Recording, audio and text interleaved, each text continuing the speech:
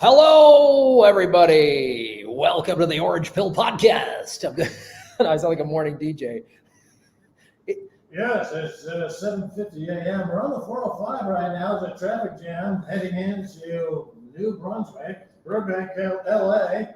What? There's a naked man running down the street screaming, Bitcoin is great. It's 48 past the hour. Traffic on the fives. Well, we're here in the Orange Pill studio. I've got my Bitcoin baseball jersey on, and we're here with Max Keiser. Yeah.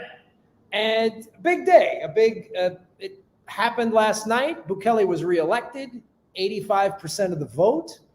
You were downtown where he gave his speech. I was watching it. I was on the live stream of it. It was fantastic. And I don't know, what was it like being down there in person? Well, it's fantastic. Of course, this is his second term now. He won the election. I think they're still kind of counting the votes, but it's going to have 85% or close to 90% of the votes. But, you know, it was very crowded and very packed, and everybody was really chilled out and really nice. There was no fights on the street. There was no anger, or there was no, lewd lasciviousness or drinking. It's just people were, it's like a family-oriented environment, and people are just calmly standing there, and they're a little dancing here and there. And they're just celebrating so hard that now the world really understands what's been going on here in El Salvador for the past 5 years under President Bukele, which is a transformation from not only the most violent country in the world to the least violent, homicidal-driven country in the Western Hemisphere, but also just the hope that comes with having a leader who is giving everybody. Someone in the chat, hold on, sorry, is saying they can't hear Max's microphone. That's always the case. Let's check. Oh, this will work better. Hello.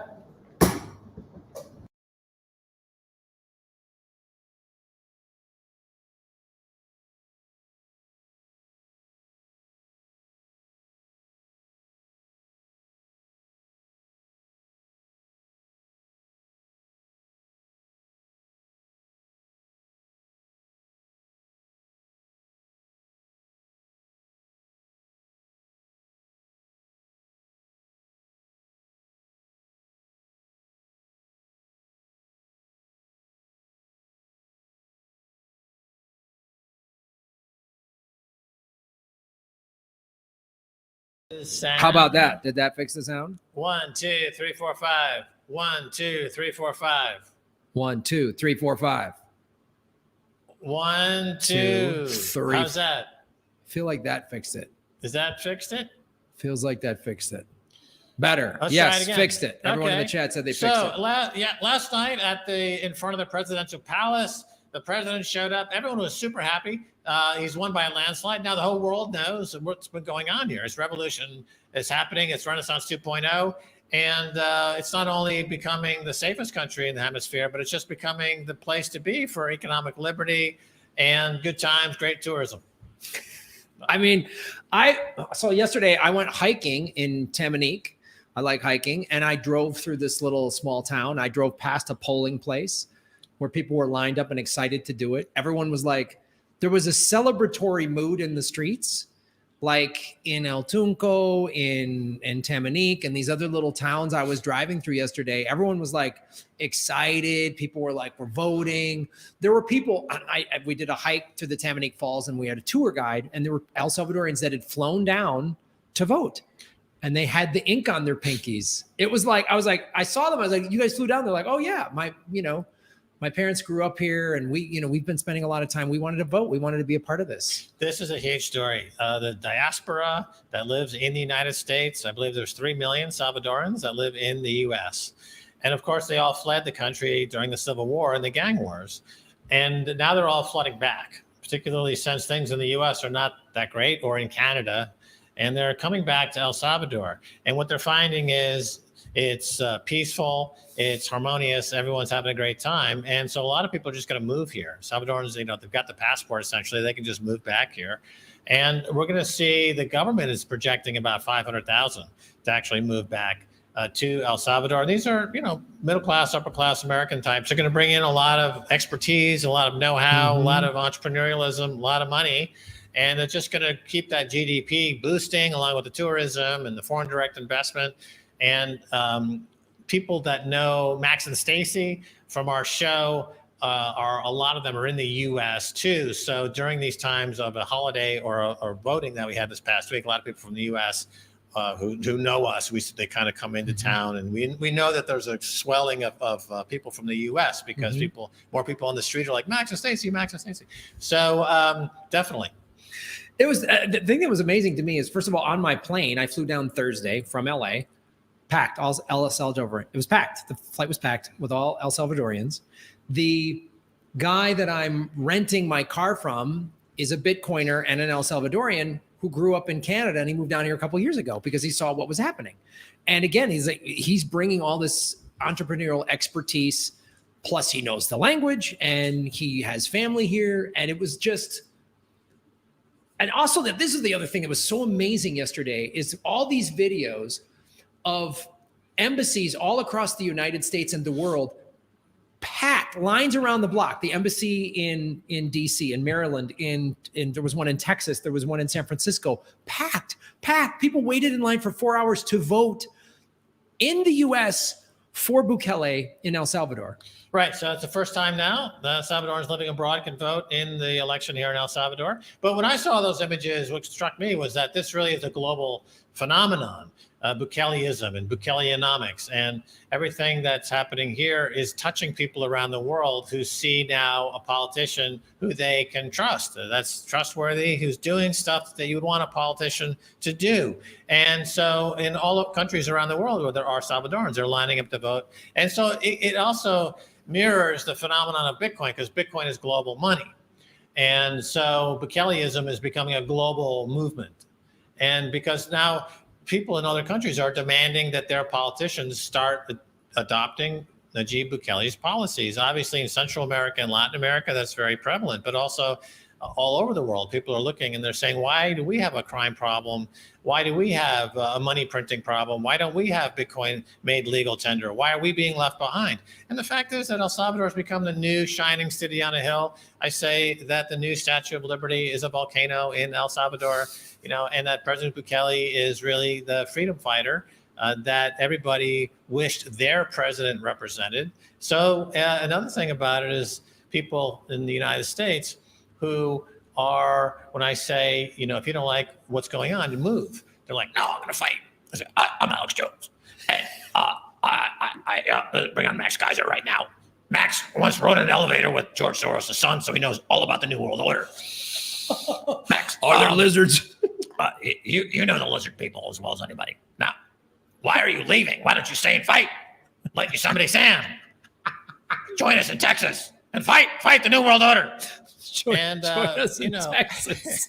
Join us in Texas with Yosemite Sam to fight the lizard people. That sounds like a blast. That's a great pitch. I mean, I'm going to end up just coming down here and do a podcast and surf, but you guys go fight with Yosemite Sam up in Texas. That sounds great. The lizard people coming over the border. And but the point is that America is an idea. It's an idea. It's portable. It's a portable feast. It's an idea of government buying for the people, decentralization. It's not a geographic location. So I am as American as apple pie and mom, and baseball and lawsuits, and and Wall Street bailouts, and medical malpractice, and I'm here, and I don't feel any less than idealistically the American ideal, and because the ideal of American idealism goes back thousands of years to Aristotle, to the ancient Greeks, to the philosophers, to the Enlightenment, to all of these great ideas, the rights of man. So, the other thing I point out is that people who say, well, they're libertarian, and as such, we're libertarian. We believe that the markets know best, and we're going to stick around in the U.S. and let the market figure it out. And I'm like, well, reread Ayn Rand. Because in the Fountainhead, the hero, John Galt, the libertarian hero, leaves. He leaves. He steps away, right? That's what libertarians do. If I'm not being treated well, I leave. I go to a country that will treat me well. That's the libertarian way. It's not to die on the hill of a bunch of crackheads and fentanyl-addicted zombies in the middle of a parking lot, doing $3 tricks with their fake teeth so they can afford another run at a bingo game in Las Vegas. That's not what I'm here to fight for. That's not what it's all about. Am I right, Graham? You've been to Vegas. Yes. You know what happens there. I literally have played in a club called $3 Tricks with no teeth, and it's really a fan. I headlined that room. Wayne Newton started there. Dankeschön. Take out your teeth, folks, and make $3. Auf Wiedersehen. We'll be right back after these messages. Yeah, man, I like watching last night. I'll be very honest. I got kind of emotional because one sort of the heartbreak of America. It's a heartbreak. It's we wanted it to be great. We wanted it to be, we've all tried it, and not that it's done, but it's like, it's really hard as again, I'm on the left side of the spectrum. You're more on the right side of the spectrum, but we both believed in the concept of America. We believed America can fix itself. And when you see how corrupt it is, it doesn't matter. We've talked about this, the kleptocrats have hijacked the whole system, man. So, but I got emotional last night because I was like, wow, there's actual hope here. And people excited to vote, like lining up around the block in other countries to vote, and not out of some sort of like crazy idol worship, because Bukele has delivered. And all of the criticisms that come are all people who've never been here. Yep. They don't. And I'm like, I've been here. I've seen it. I've talked to so many else. I always ask them, like, our tour guide yesterday was 18. I said, are you going to vote? And he goes, I've been working all day. I can't. He goes, plus it doesn't matter. Bukele's going to win, and I want it. It's a lock. I mean, he just was like, that was the most like, I don't know, answer I've gotten. Right. And he was Australian. And he's like, good day, mate. Good day, mate. No, I'm not going to vote. Throw another shrimp on the bottom. So the thing is, like, the feeling is that, Bukele came through for us. It's time for us to come through for our brother. Like it's the real fraternity. Well, I was thinking of the last great American president, in my opinion, JFK, who said, ask not what your country can do for you, ask what you can do for your country. That's happening here in El Salvador. In America, I've gone out of my way for my country and I've gotten nothing. I mean, I've done comedy tours in 7 comedy tours in war zones in Iraq, Afghanistan, Kuwait. And, I've been a Red Cross volunteer for 20 years, and I've done, and I'm not expecting a parade or a statue built. That's a tough gig, when you do those war zones. When comics die there, they actually die. They die. Like, I've been shot at, and I don't know if it was just the Taliban hated my Disneyland joke or whatever. Yeah. Or too many dick jokes. But I said hummus, not Hamas. And they just like, well, light that guy up. Get a rocket. Light that dude up. But I was like, well, what have I gotten in return for serving my country? Both parties allowed the banks to steal mine and 6 million other people's homes. I've been censored on YouTube. I've had money taken away from me. I've had Hollywood censor me. I've had big tech companies censor me. I mean, I've been screwed over 6 ways from Sunday because I had the audacity of thinking I actually had freedom of speech. It's hilarious the way comedians have had to be censored. I saw the first taste of this, I think maybe 6 or 7 years ago. Stacey and I were in New York City. We went to the Comedy Cellar. Mm-hmm. And the comedian got up on stage, and before he started his act, he had to actually give a disclaimer saying that, to the effect, some of my material might be offensive to some of you in the audience. I want to apologize before I begin my act. And this is like pouring wet cement onto a comedian set list, right? Yeah. It's like, but that was even, 5, 6, 7 years ago. But it's gotten even more draconian in the restrictions in terms of what comedians now can say or not say. And this is shocking to me because, as you know, I've done a lot of comedy, particularly in the late 70s and things. And I hung out at those clubs a lot. And it was always the atmosphere is anything goes. Right. And, you might die on stage because you've said something that doesn't go over. It's not funny. The arbiter of what's funny or not funny, what goes, is the audience. The audience. Right? The audience is intelligent enough to let you know how they feel about your jokes by either laughing or not laughing or walking out. But you deal with the audience. You don't need an intermediary. You don't need a third party. You don't need the government. You don't need Big Brother to come in and say, this is funny. This is what you laugh. Look at Saturday Night Live. Yeah. Because they have a committee deciding what would be appropriately funny in this particular political era, they don't do comedy anymore. They do what's called a pantomime, essentially. They're going through the motions of comedy, but it's not comedy. God damn it, that was smart. That was really smart. Why doesn't anyone put me on that show? Damn it. You could just be your Alex Jones. You're just doing your nonstop Alex I Jones. saw that. Max Keiser. He tried to give me 10,000 Bitcoin. But I told him, no, it's the New World Order. It's coin. It's CIA. So I said, no, it's worth about $500 million now, but that's fine. You offered him 10,000 Bitcoin and he said no? Yes, that's correct. Alex Jones, you jackwagon. I would take, if you still got 10,000 lying around, Max, no, I'll it's take back- them on behalf of. we started buying it at $1. It was like $3 or $4. And I regular on his show. And I'm like, help me get people to understand and to own Bitcoin. I'll give you 10,000 and just give it to your audience. And he's like, oh, that's a CIA project. It's a conspiracy, CIA conspiracy. They're trying to get, like whatever the conspiracy du jour was. And I'm like, okay, fine. Okay. Well, Okay, buddy. I mean, I'd take 100 if you still have them lying around at this point. I lost them on a boating accident, tragically. And I'm just, I'm a pupusa seller here in El Zonte.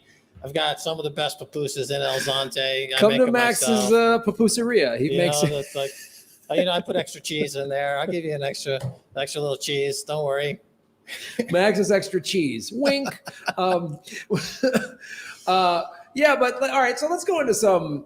What do you think the United States reaction to this? Because literally last week we were on this show talking about how Ilhan Omar is like, oh, he's a dictator, and even watching the mainstream media this morning, I'm like, how is America going to react to this? They had to say he won by. Oh, they said over 80% of the vote. I'm like, you guys can't even say 85, can you? You sons of bitches. You can't even say it. But like they had to say over 80. They had to say he's overwhelming. They said, well, it's draconian. They always bring up the draconian thing with the gang members. And it's like, okay, how do you think the United States government, the politically, is going to react to this groundswell? Because they're used to dictators in Central America, and America has a long, rich history of backing whatever dictator, like we helped Pinochet commit all of these atrocities because he was favorable to us. What's his name? Chavez in Venezuela didn't want to play ball with the United States. Oh, suddenly we call him a terrorist, even though he had one of the second most world's oil. Manuel Noriega. Yeah. Pineapple face. One day he's America's best friend. Next day he's America's number one enemy. So I think America doesn't know how to deal with Bukele because he's not he doesn't have the power hungry that those guys had he's giving money back to his citizens by letting them own Bitcoin. Like you said, it's a global movement.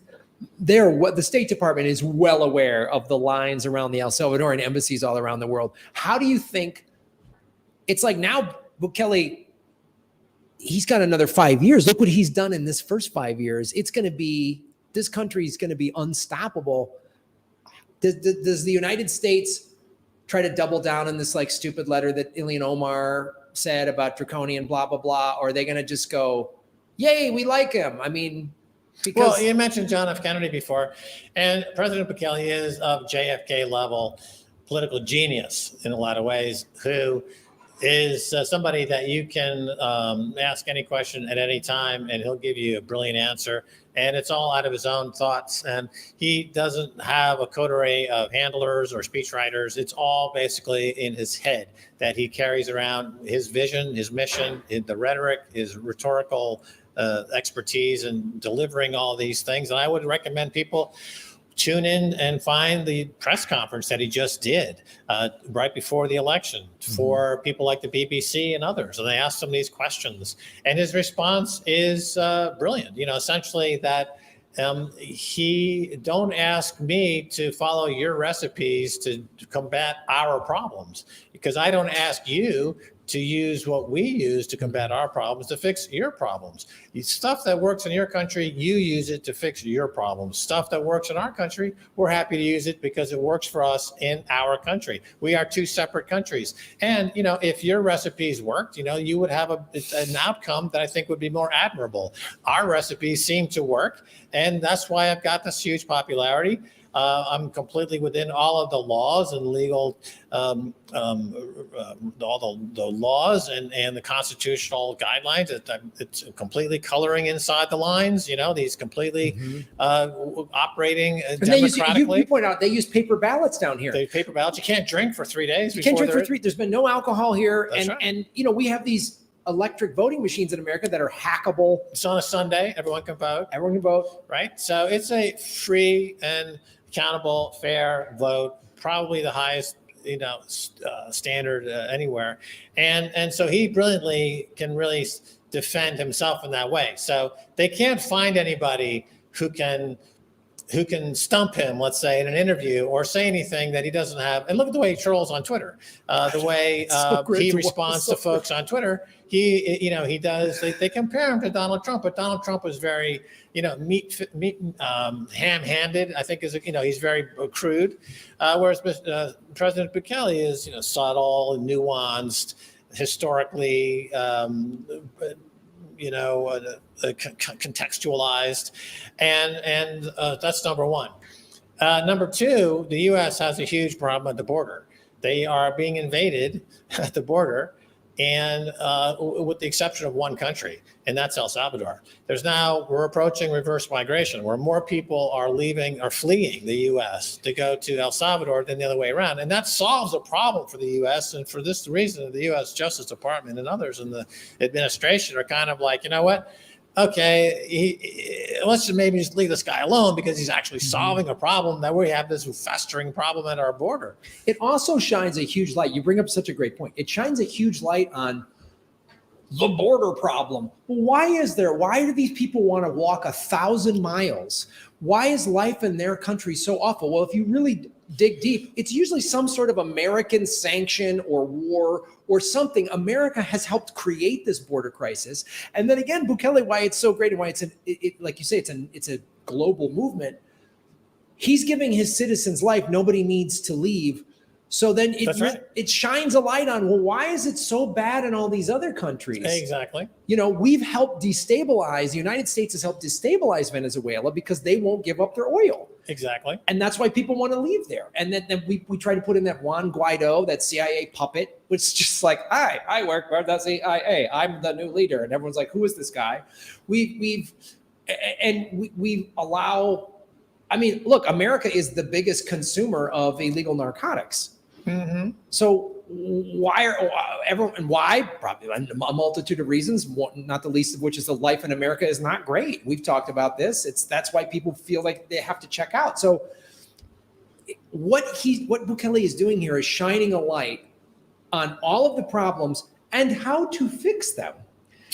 Absolutely. If all of Latin America had nice, stable governments where they were safe, no one would need to come to America.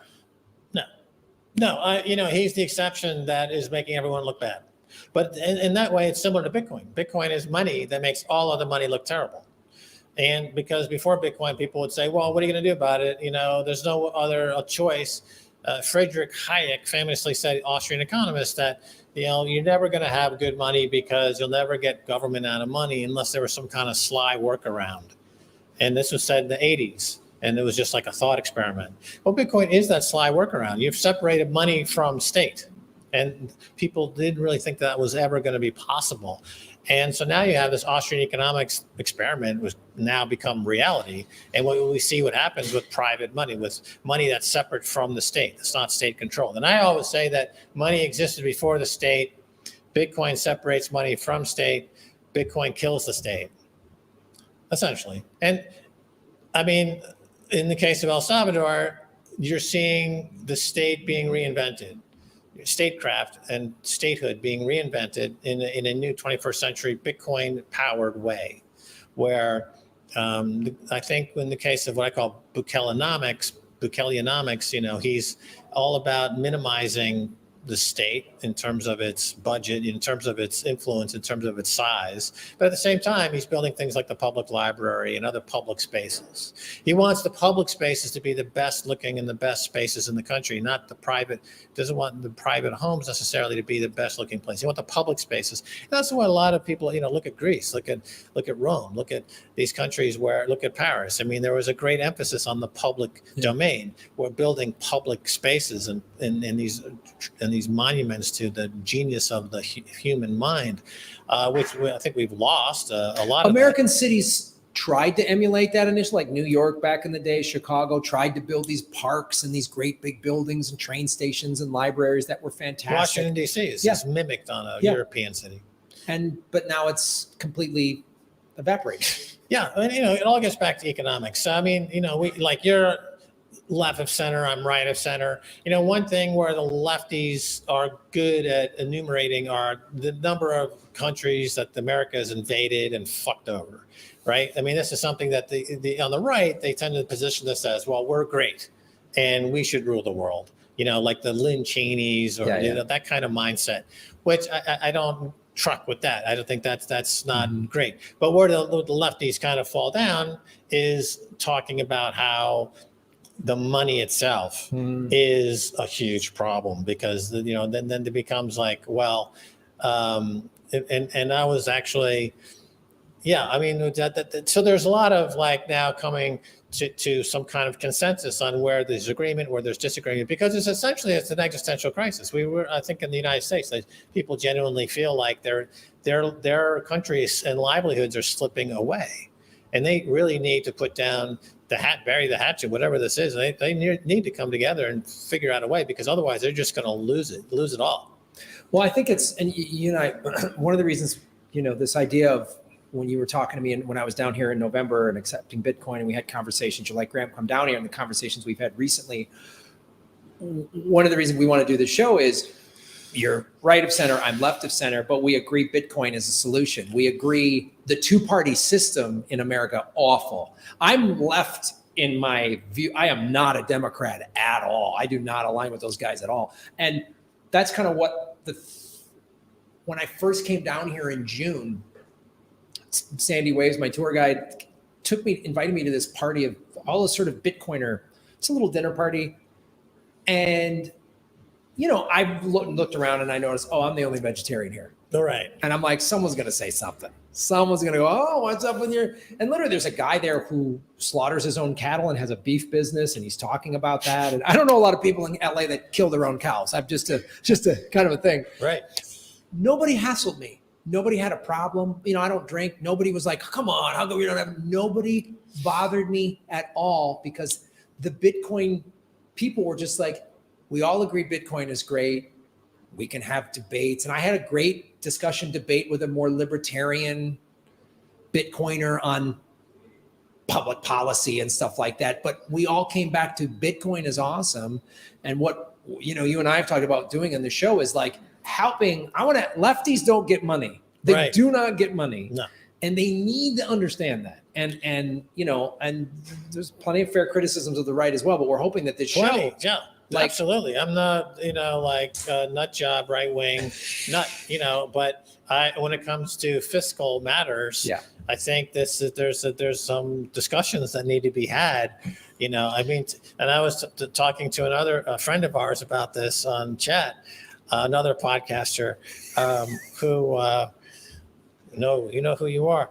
And see, the thing about it is for 40 years, you've had a bull market in the bond market, right? Starting in 1982, when interest rates, the 10-year interest rate and mortgage rates and all these interest rates were 16, 17, 18%, because under the first years of Reagan, when Paul Volcker was the Fed chairman, they had to wipe inflation now or win.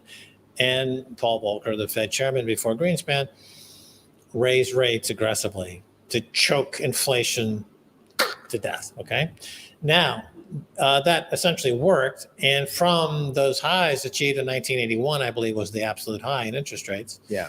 they've gone down all the way up until 2022. So you're talking about a 40-year period in which the cost of money, interest rates, keeps getting cheaper.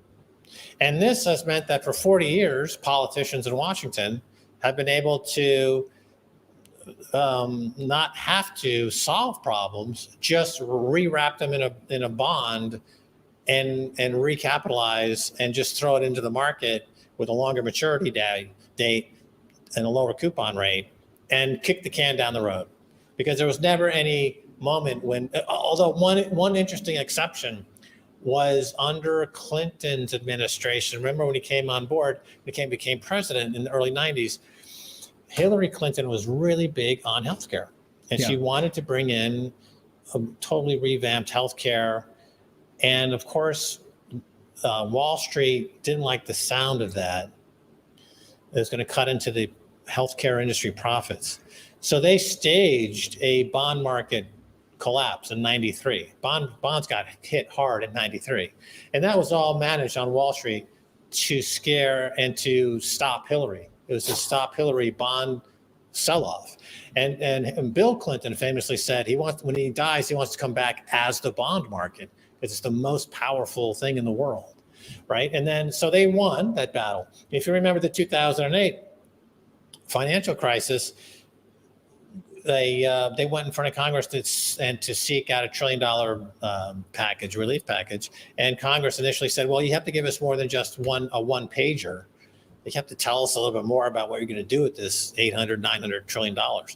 And then, so they went back in the Goldman Sachs, and those guys went back into the offices, and they had a stock market crash. You can set the dials and create markets go any way you want to. That's a topic for another show. Wow. But you can just make a crash very easily. And they crashed it, and then the Congress the next day caved in. They said, okay, here's your money. I mean, that's one thing about the market. Anyway, so to get back to the bond market. So for 40 years, the main point being that kind of the lefties got addicted to this idea that you could always just print more money, because for 40 years, the global market kept buying American bonds. Right. Now in 2022, it changed, and the global market changed principally because of the Ukraine-Russia war. And it began a period now, what you would call a protracted secular bear market in bonds, which means interest rates are going to go up now on a multi-year basis. And so every single year, rates will go higher. Inflation will keep going higher every single year. And like in the 1970s. And people will say, it can't go any higher, can it? Can't go any higher, can it? It'll just go higher and higher and higher. And this is how the American economy collapses. It'll collapse because it's an inflationary collapse. Because prices will continue to go up, insurance continues to go up, medical costs continue to go up. And it basically, if you see those videos, I think we talked about it last time, people on YouTube saying, I make X number of dollars a month, and my rent is such and such, and I can't live anymore. So this is a person who's got a degree or an advanced degree. The working poor. Right, the working poor. So that demographic will more and more will fall into the poor, the homeless poor. And there's no incentive to stop that, because you have a neo-feudal class, people who really are harken back to the days of feudalism, where it's a couple of thousand essentially monarchical folks who have hundreds of billions of dollars, and everyone else is literally hand to mouth subsistence. It won't be subsistence farming, it'll be subsistence clicking. Right? You'll be on your Provision Apple product clicking on ads to get a protein pill to survive another hour. Essentially is what we're heading into if the current trend continues, Graham. So if you extrapolate the bond market from 1981 and you put it through the diffuser machine of inflation and add a few Fed chairmen, and then you ricochet back to Hillary Clinton, you end up with a protein pill from Apple while you're having your Tesla take you to the euthanasia clinic. Does that sound like an exciting word? We got a coupon code for you guys with the Tesla euthanasia clinic. Just do orange pill 20. You get 20% off euthanasia. Yeah. But this is why I first started watching your show on RT. It's because you really called out the corruption of Wall Street from an insider, as a guy that was working on Wall Street, that you understand this, and you're like the fact that they're just like, oh, we're just gonna create a crash to get our way. Like the fact that they've done that kind of stuff, which is again going back to sort of the point of what you're saying of Americans need to really come together. This red versus blue fight, which is completely concocted, the ruling elites. It's simple math. If I've got 50 guys and we control everything, and there's 100,000 people outside of our gates wanting to kill us, we just get them all to fight with each other. We're outnumbered. So they keep us all fighting with each other over this red, blue, this same stuff, these crazy social issue, whatever. So Americans don't realize the whole system is rigged. We're all getting screwed, and Bitcoin is the way out. I've been telling my audience, just buy Bitcoin. Just buy Bitcoin. Yeah, I think it's frustrating also if you're right of center, because on the left, all the creative class is on the left. Right. So, you want to fraternize with the creative class, and you're like, hey, I'm a playwright too. I wrote about, I have this playwright on algorithms. Yeah, it's I've fantastic. got an algorithm. It's about two. But when you approach folks, but then when you start talking about money, it's like you're like, oh fuck, no, I can't talk to you anymore. You're too fucking stupid. They shut off. It's a problem. But they should. But it's like, but we have a common cause here. The money. If you believe in let's say, global warming, for example, climate change, Bitcoin actually is a solution along those lines. It's the greenest industry in the world. It's getting greener all the time. It uses stranded energy to mine. And here's the key: if you hate war, you're a lefty, you hate war. Okay, so how would you like to demonetize war? Well, war is all about printing money. We always enter wars. Like they're passing a bill in Washington this week. 180 billion for like Ukraine 3 wars, and Israel. 3 war zones. Yeah, boom. Okay, so where do they get that money? They print it. What if they couldn't print it? Oh, they couldn't go to war. Well, can you print Bitcoin? No. Okay, so that's the simple mathematics of it. If you hate war, you love Bitcoin. If you love the environment, you love Bitcoin. Now we can explain that in detail. Yes. Okay, to any Birkenstock wearing vegetarian. Look, I don't wear Birkenstocks, but I'm a big vegetarian. I have an electric car back in LA. Not a lot of electric cars here in El Salvador. Not yet. I wear, I like recycling and all that stuff. So when I first heard, Bitcoin was bad for the environment, I said, let me investigate this. And I investigated and went, that's incorrect. And because this is the thing I say on my show, Political Vigilante. I say, follow the money, connect the dots, get the truth. So who is pushing the Bitcoin's bad for the environment narrative? It's like central bank people and people that get money from central banks, not naming names, Senator Liz Warren and others. Yeah. And I go, and then when I started to see, like, especially being at the Adopting Bitcoin conference, I learned about stranded energy, right? Power plants or whatever that have excess energy that just would get burned and wasted. People are like, let's build a Bitcoin mining rig on top of it, which that is very environmental. Like gas flaring is a huge business. Well, you can cap it and mine Bitcoin. Yes. Then when you mine Bitcoin, you're defunding fiat money, because all the fiat money, there's like $400 trillion worth of fiat money based products, financial products in the world, stocks, bonds, cash, you name it. Planet Earth is worth about $400 trillion. And that's the total addressable market of Bitcoin. So it can literally demonetize fiat money. It can demonetize gold and silver. It can demonetize the bond market. It can demonetize the property market. It can demonetize the fossil fuel industry. It can. Well, I mean, it'll change. It'll change the energy industry in a big way. You see property markets are doing poorly around the world in various spots. You see a lot of problems. And I think in part is due to Bitcoin, because people are not investing as readily into property as they used to, because Bitcoin is a superior form of investment to anything. It's going to outperform every single thing out there. The exchange traded funds, the ETFs, have made now it easier for people at least to get started on Bitcoin. They have some problems with those. We can talk about it at some point, but at least it's a way to if you call your broker and you've got, money markets and some stocks, you can say, well, put, 5,000 or 10,000 into a Bitcoin ETF, and at least you're on the path. Yeah, it's the thing too. People, when they say, well, what about the volatility of the price? And I say, well, in the short run, yeah. Right. But I always point out, I go, look up the 30-year history of Google stock. Sure. It's had 80% pullbacks or some crazy stuff like that. Same thing with Amazon. Same with Amazon, same with Apple. Apple. They've all had huge pullbacks. But if you bought these stocks 30 years ago, you'd be doing quite well right now, right? Yeah, the thing is, if you've held Bitcoin for 4 years, the minimum of 4 years, no one's lost a penny. Right. So any volatility is within a 4-year cycle. And within those 4 years, it's always hitting new highs, number one. And that's if you're looking at price.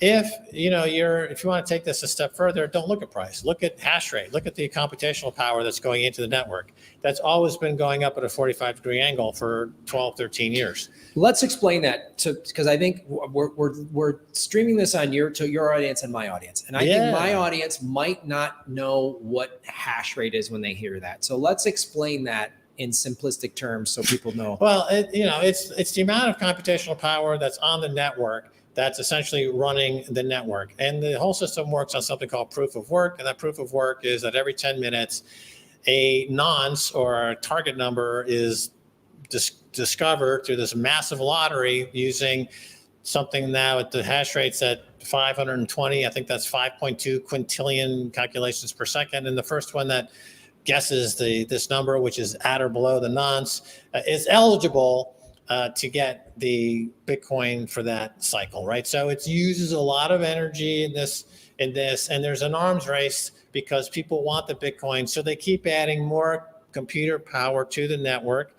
The energy usage keeps going up, but again, it's good because you're drawing energy away from other sources like the Pentagon, like the fiat money world, like all the boondoggles, like, here was a, something on Zero Hedge, which we looked at just the other day, which was kind of humorous, which is the gambling habits of transgender monkeys on meth. So Rand Paul exposes a $900 billion in government waste. So, $900 billion in government waste, and to find the gambling habits of transgender monkeys. Yeah, just one item on this list, right? I mean, the list has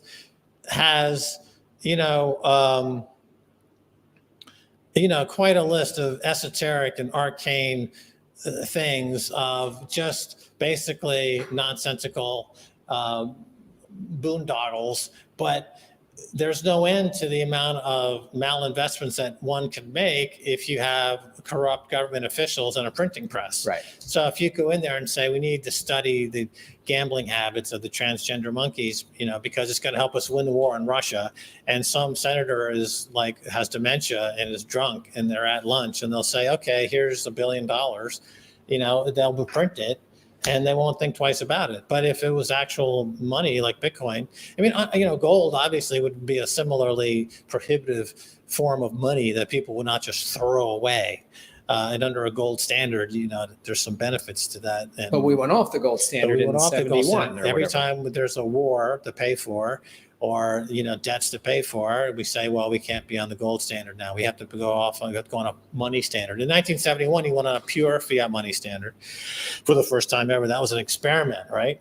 And so that's where we are at now in 2023, is that experiment failed. And then the whole fiat money experiment going back 300 years to the creation of the Bank of England we can say now has failed. It failed. It completely failed. So, this is the discipline that comes with having the scarcest money ever created in the history of the world.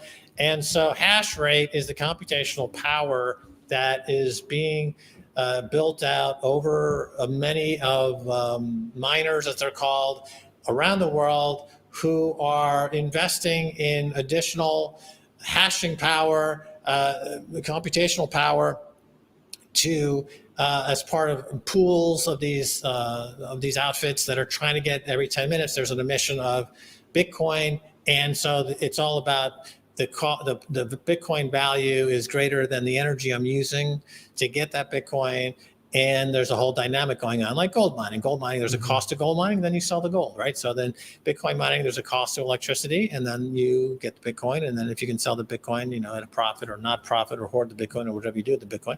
So there's a whole industry going on. It's backed by energy, essentially. If you say Bitcoin isn't backed by anything, well, it's backed by energy, and energy backs everything. Energy is life, right? So it's just like it's all focused into creating the hardest money ever in the history of the world. And that money has all kinds of fantastic attributes that can be used as money, the best money. And it demonetizes other forms of money, like gold and like fiat money. So gold demonetized silver, right? Silver is not used in money as it used to be anymore because gold was kind of a superior form of money. So Bitcoin is demonetizing gold, right? Gold is not going to ever do well against Bitcoin. Bitcoin will always outperform gold, and by a lot going forward, because a lot of people, you see this in the ETF market, the gold ETFs and gold. Let's see, now you're seeing some reallocation out of those gold ETFs into the Bitcoin ETF. I think you'll see the same thing in REITs with the real estate investment trusts. You'll see the same thing in the S&P ETFs. All ETFs are all packages and bundles of various stocks and bonds and commodities will all eventually kind of migrate over to the Bitcoin ETF. And the Bitcoin ETF has already done record-breaking numbers and building capital under those ETFs. And Larry Fink is now over there, BlackRock, their Bitcoin ETF is worth billions of dollars just in the first few days, and it could very easily be worth 20 or 30 or 40 billion dollars. And the Bitcoin market cap could easily go from 800 billion to a trillion to 5 trillion to 20 trillion if the total addressable market is 400 trillion. So the possible price appreciation would be much higher, but you'll do see volatility. That's why I focused on this hash rate, because the hash rate tells you the commitment of people who are actually taking the risk of mining, right? Those are the risk takers in this equation, not necessarily the speculator. People are used to the price speculation on stocks, and that the hedge fund guy is taking risk and adding liquidity to it. And that's the way they kind of look at that market. But in the Bitcoin world, it's the person who's buying and investing in the computational power that's taking the primary risk to drive the incentive model, that part of the incentive model of the network. And those people have not backed away. They continue to pour money in, price up. This is the point. No matter what the price is, people are still throwing money at the network. That's my price. That's kind of the point that I'm trying to make here, is that price doesn't tell you the story as clearly as hash rate tells you the story, because hash rate's telling you that no matter what the price is, people are throwing money. They're not discouraged. They're not deterred. No, and that's a great point. And this is people need to understand, even if they don't understand the specifics of the hash rate and the computation, just the people spending money on a Bitcoin mining rig. You have to spend money on the rig. You have to spend money on the electricity. So I remember I saw you speak on this a little over a year and a half ago, right after the FTF collapse, and the price went down to 16, 17,000. Yeah.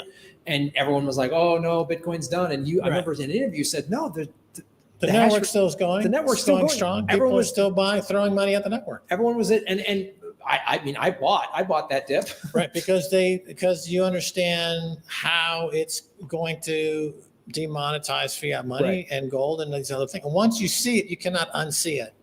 So any dip is an opportunity. Yes. And speculators who are pushed around by price they come into it, they go out of it, and they don't understand why they're in it. I mean, one thing about the ETF market is that's going to bring in a lot of people who don't really understand why they own this ETF. The broker says, buy this Bitcoin ETF, and then when it's down 5 or 10%, they'll sell it, and they haven't really thought much about it. But that's not a great person to have in Bitcoin buying space, but they do have a function in that they are bringing ultimately a large sum of capital. Yeah. There's one group of folks who say, well, if you have Larry Fink and these others, and they have so much of the market that they're going to control the market, but they're speaking nonsense, because nobody can change the path of Bitcoin. The vector that Bitcoin is on is immutable. It's unchangeable. It's unconfiscatable. No, it's not proof of stake. It's proof of work. Proof of stake would be like a fiat money world. The more fiat money I make, the easier it is for me to buy influence in Washington to change the law, to make it easier for me to make more fiat money. And that cycle has been going on, and it gets worse and worse and worse. But Bitcoin, like Michael Saylor, who has billions of dollars of Bitcoin, cannot change the protocol. He cannot change the outcome of the hash rate. He has no influence over it whatsoever. And So, and it's very democratic in that sense. If you're a lefty and you believe in democratic principles, you would want to own Bitcoin because it's not proof of stake, it's proof of work. It's a meritocracy. You work, you get paid, it's unconfiscatable, and it's good for the rest of your life, and it's good for the next 1,000 years. Isn't that a lefty agenda?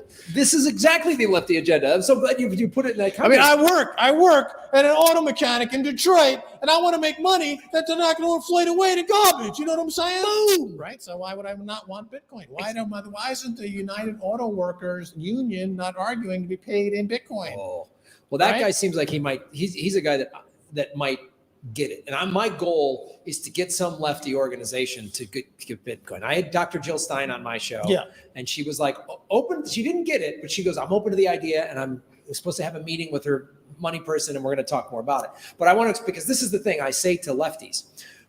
Let's define socialism. I know that word gets thrown out a lot. And in America, I was told as a kid growing up, you were told that socialism is Stalin era Soviet Union communism. No, it just means workers own the means of production, right? That's all it means. Democratic socialism is that, public money, tax dollars get spent equally. So we already have socialism in America under that definition of the fire department, the police department, and all that stuff. I'm not talking about the socialism where the government tells you what job you have to have. I'm just saying workers own the means of production, right? Okay. But here we go. So that's the totalitarian Soviet Union communism. That's not the democratic socialism that I'm talking about. Yeah, what are you talking about? I'm talking about workers own the means of production. Okay. Right? A worker-owned co-op, which still can exist in a free market capitalist society, right? You own a shoe store, I own a shoe store. We're on opposite street corners, and my employees own. It's like owning part of the company. You own stock in the company, right? We still need to make a profit. We still need to work hard, and we need to sell more products and this and that. So, isn't then by that just simplistic? By that definition, you're talking about capitalism, right? You're not talking about democratic socialism. You're saying that the stakeholders, which you also refer to as potentially stockholders, would have a stake in the outcome of the efforts of everyone involved in that enterprise. That's called capitalism. But it's also but workers owning the means of production is the simplistic form of socialism, right? Well, the workers owning the means of production, you end up with some issues along the lines of how to evenly divide that ownership amongst the workers. And what happens is that decision tends to get centralized by an organization in the center in some form that is weighing in on what is quote unquote fair. And if the production is owned in this way by too few who are making these decisions, you end up with something like an oligopoly, or you end up with a system where the meritocratic possibilities of free enterprise get squeezed out. So, I mean, it can be say that. I'll give you a flip side, which is interesting. Another argument, which is interesting about socialism and capitalism, and that would be with open source software. Like, what is the open source software, like Linux? Is that socialist or is that capitalist? Because all the participants who are adding code to Linux, for example, an open source project, are not getting paid. They're contributing to the overall means of production in a sense, right? And so, and it's highly centralized. Linus Torvald is at the center, and he approves the releases of that thing. So that looks on the surface like it's socialism under a classic Marxist definition. Some might argue. I mean, but there's a lot of slippery sliding between these two camps. There's a lot of definitions, and any of these things can be corrupted. Totally. I mean, capitalism, free market capitalism sounds great, but look, we've seen how corrupted it is, right? Absolutely. For like one of the reasons just mentioned, right? The ability to buy influence in politics to change the law to make it easier for you to concentrate more wealth. So wealth concentration tends to lead toward monopolistic behavior, and and you end up with a bifurcated society of have and have yachts. Have nots and have yachts, right? And which is happening now. Capitalism is not, it's not working as such because of again, the definitions are broad. Sure. And you do some digging and you find, in both sides, the funnel, it leads to the money in a lot of ways, right? And it leads to the money. For example, in a socialist, let's say a socialist paradise where you had nothing but pot spinning vegetarians living in a commune somewhere. Okay, no, let me finish. Okay, and they made $47 every year was their income. Well, guess what? If it was Bitcoin and it's unconfiscatable and it never loses purchasing power, that might be enough. There's no pressure. You don't have to be part of the rat race. This is my point. That is a good point. This is my point with my definition of socialism. Right. And I understand everything can be corruptible. I'm of the some people hear socialism as like no one can make a profit. I'm not saying you can't make a profit. I'm just saying it should be more equitable. Right now, when a handful of the average CEO salary in America is $17 million a year. Right. And people, as we talked about, they have jobs and they can't pay their bills. So in this, to me, anyone can own Bitcoin, which is socialist. Anyone can, again, you can have a half of a Bitcoin, own it your whole life, and it will appreciate in value. And this commune model you're talking about, I think part of the problem of capitalism is it feeds it's not enough, I got more. Exactly, because the purchasing power is always going down. So you end up in this rat race, this hamster wheel. Yeah. What if the hamster wheel was shut down? And if you just wanted to do a few paintings every month and you sold them for a few $100 and you're happy with that. Well, your purchasing power of the money that you're being paid in Bitcoin never goes down. It always goes up. Mm-hmm. Right. So you're like, and you're totally satisfied with that. Society should have a multitude of roles being played by a multitude of individuals. Some, for example, people who became teachers because they were willing to take, a smaller wage or what have you, because they wanted to give, they enjoy teaching. Mm-hmm. People who became doctors wanted to be doctors. I mean, they make a lot of money, but what's happened over the past 40-year bull market in bonds is that every single profession has been financialized and turned into something hedge funds buy and sell. So the teachers are really defined by the teachers' union pension account is how we see teachers. We see doctors as administrators and growing and metastasizing into more administrators to pay this albatross of multi-leveled kind of financialized Ponzi schemes, right? So, and even in the church, you find that the theologians are been co-opted in many ways by financialization because they sit on valuable property in the middle of cities that are growing and how to monetize that to help my flock. So it's like, hi, Jesus is great, but can I get a 4.5% loan on the back lot of my church so that I can finance a bake sale I can buy more Bibles? It's like, you shouldn't have to have those conversations. That's such a great point. This is such a great conversation. This is I love this. Is for me, getting back to why Bitcoin is lefty. Right? Yeah. Is you talked about like unions are a pretty lefty thing, right? And union pensions, there was the Houston Fire Department union 3 years ago, 3 years ago. Yeah. Bought some Bitcoin. Yeah. And this is why I think the auto workers union, I wish I'm in SAG-AFTRA. I wish we would buy some Bitcoin for our pension fund because then we wouldn't get crushed. Right. By everything else. And I think it's also a tool for activism. It is a tool, again, and this is lefties' aversion to money and learning about money. If we had a bunch of money, we could actually get more of these things done. I believe like everybody's basic needs should be taken care of. Healthcare, no one should get bankruptcy. Is the number one cause of bankruptcy in America is medical debt. I think that's criminal. I think people dying because they're denied health coverage. Well, there's a social contract. Yeah. And there's a lot of ways to write a social contract, which could include education and healthcare. Mm-hmm. There's pluses and minuses. But, with unions, as a right of center person, I have this to say about unions.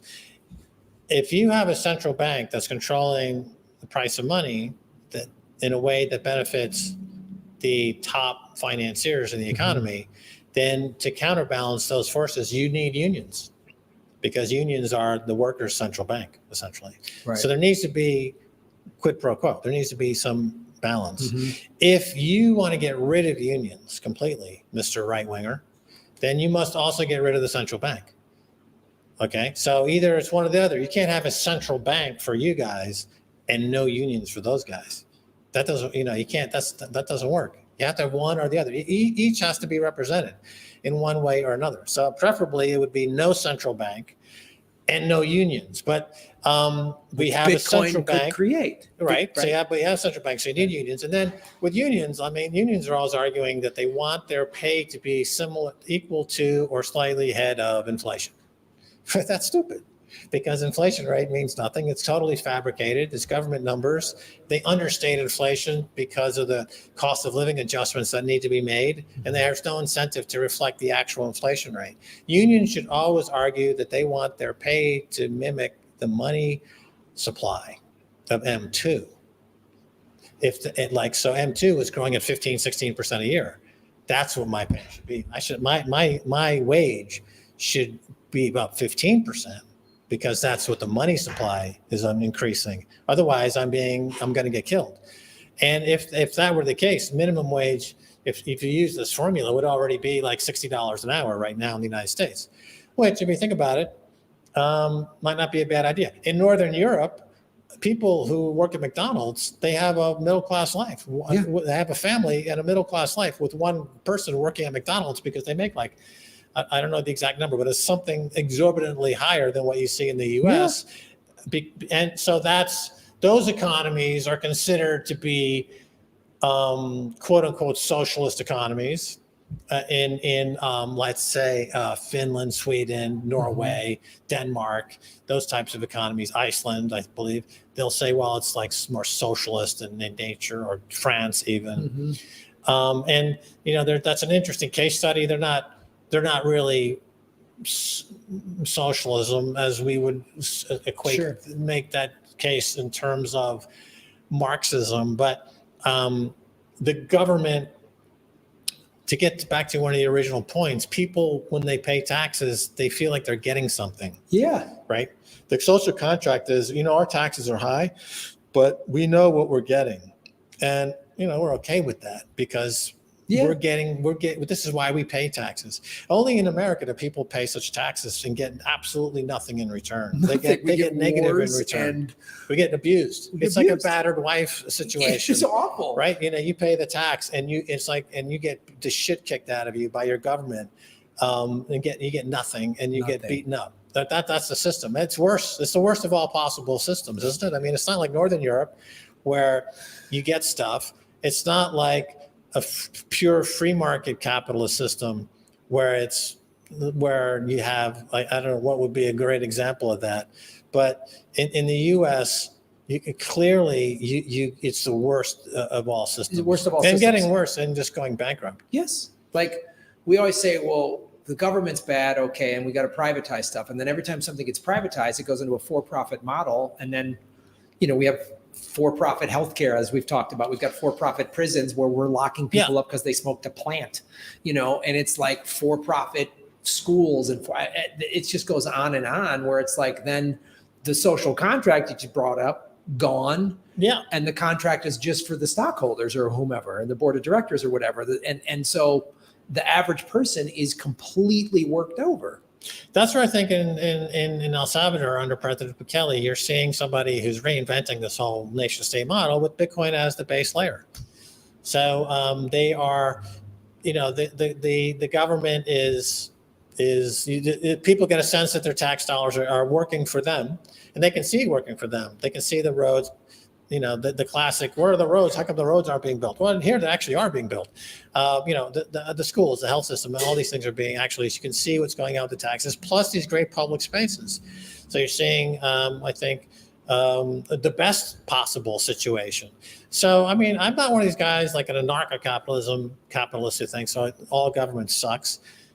No, I think the idea of a social contract and a governing body to some degree. I mean, governing bodies govern our reality. There's physics is a bunch of governance formulas that dictate our physical world. Chemistry is the periodic table is very rigid. It's a governing body of chemicals. You can't just decide that, oh, well, I think I'll put gold over here where helium is, and I'll put helium over here where titanium is and see what happens, right? The Bitcoin protocol. It's my right to do that. Yeah. I want to shape it around. The gold is identifying as helium. It's transitioning to helium. So, we have to let that happen. So now everyone is inflating their circus balloons with pure gold, and we're wondering why everything is like idiocracy. My helium identifies as gold. Yeah. So that's it. We just have to. And then Bitcoin is an extremely rigid protocol. It's inviolate, right? It's the protocol is exactly what nobody can fuck around with it. That's what makes it Bitcoin. There's only 21 million coins that'll ever exist. So governance models we're all governed in some way. Our physical bodies, the heart is pumping, the lungs are breathing, photosynthesis is taking place on plants. Things are happening. It's governed by governance things governing. So a society, when you put more than 3 or 4 people together, they're going to want to have like some chat about how we all going to work this out, in the cave, like, okay, that's all shit over there. Okay. That you just invented government. That's government, right? That's government. Okay. So, but there's ways that with a Bitcoin standard, you end up not wasting money and therefore not wasting time, because time, kind of is money in a lot of ways. So, and if you're saving people time and you're saving them money, they're happy, by having a communal social relationship where you're abiding by these laws and rules that we've agreed on, that every 4 to 10 years we can vote on again. There's nothing wrong with that. Except in the fiat money world, it gets co-opted completely, and then the crooks come in, and then it becomes a negative cycle. This is the thing, and we'll start wrapping up here. I think. Fuck, we're not wrapping it up. I'm going to sort this out. Well, let's keep going. I'll keep going. Issue until it takes. No, so wrap it up. I'm losing consciousness. I know you got a tea time, or you got to go to the polo club. Hello. This is the thing that is so great about not just El Salvador, but the Bitcoin space and being around Bitcoiners is having these conversations or even discussions about these issues and how to fix them. It always comes back to, you might be that, you agree, you're on that side, I'm a little bit on this side, whatever, but we always come back to how Bitcoin can come in and fix these problems. And the thing that I love about Bitcoiners that I've learned, specifically different from the crypto people, like a lot of people, I started and I just thought crypto and Bitcoin were the same. And everyone went through that stuff. Right. But now thanks to you and a couple others, I've become a total Bitcoin maximalist. The thing I see from the Bitcoiners, they're all mostly people that want to find solutions to these issues. Right. And they want to help and they want to bring their area of expertise to this. They want to come in and they're seeing, and then when you have a president like Bukele, that's like, yeah, we do need a government here. There are issues here, but I'm going to actually be good government, not corrupt government. And you're going to get something for your tax dollars. And you see how powerful this is. And I really feel like it's like the beginning of a global movement and some people don't get it yet. And that's all right. But anyone watching this, I want to put this in the most simplistic terms. If you're watching this and you're like, I don't know about this Bitcoin thing, there will only ever be 21 million Bitcoin, ever, right? So imagine if there was only enough gold on planet Earth to make 21 million gold coins, and you got to own one of them, or even a half of one. Right. Imagine the value of that 5 years, 10 years, 20 years. That one gold coin, you hand it down to your children, whatever. So this is the power of that, and Bitcoin can help all of. And to all the lefties watching the show, and I know there's people all over. Just to follow up on that, so it's only 21 gold coins, and each one is divisible up to 100 million places. Right. So there's actually 2.1 quadrillion bits of your finite gold coins. Yes. Can you make an economy out of that? Fuck yeah. Yeah, absolutely. Because that's a Satoshi is the 100 millionth of a Bitcoin. It's the unit that is the smallest unit. When people, you can buy $1 worth of Bitcoin. You don't have to buy $43,000 as a Bitcoin. It's a commodity like gold. You can just shave off, $1 worth, and you can send that over to the network and pay $40 in fees. No, I didn't say that. No. But yeah, and we're going to keep talking about these issues and how Bitcoin can find the solutions. And man, thanks everybody for watching, and follow. It's the orange pill. The orange pill, baby. Take the orange pill, lefties and righties. Take it. It's all good. And for the French, we make it as a suppository. Did you get orange suppository? Yeah, in France, everything, all drugs are taken as a suppository. If you go to the drugstore, you're like, I'd like some aspirin, please. Suppository? Oh. No, just the ones I want to swallow, please. Stop trying to stick stuff up my ass, please. They're all just trying to finger bang you in the butt. It's like they're totally obsessed with fecal matter, urine, suppositories, all the food, like andouillette. Have you ever had andouillette? It's pig intestines. No. You walk into a restaurant, it smells like pig shit. Then the cheese, it smells like piss, right? And then they're sticking stuff up their bumhole. I mean, that's a French lifestyle, but I'm not going to argue with it. They seem to have produced some good things over the years. They're not without merit, but so what? They like shit, piss, and bumhole medications. That's fine. We're going to start selling an orange pill suppository on the website here soon. Any second. orangepillbumhole.com. It's great, man. But this is how people should. If you need a transition from fiat money to a Bitcoin, or you take an orange pill suppository, yes, it helps you transition. Really, right? And so don't delay. Call right now. Operators are standing by. 100 orange pill suppository. What could be better? This is how right and left can come together, and everything comes together with Bitcoin. Thanks for watching. Like and subscribe to Max, to myself, to the Orange Pill Twitter feed. If you're watching on one of the platforms, make sure you go and subscribe to the other one. Like subscribe to the Orange Pill if you're watching mine. If you're watching on Orange Pill, subscribe to my YouTube. I'm at Graham Elwood on all things. So thanks for watching. Stick it in your butt.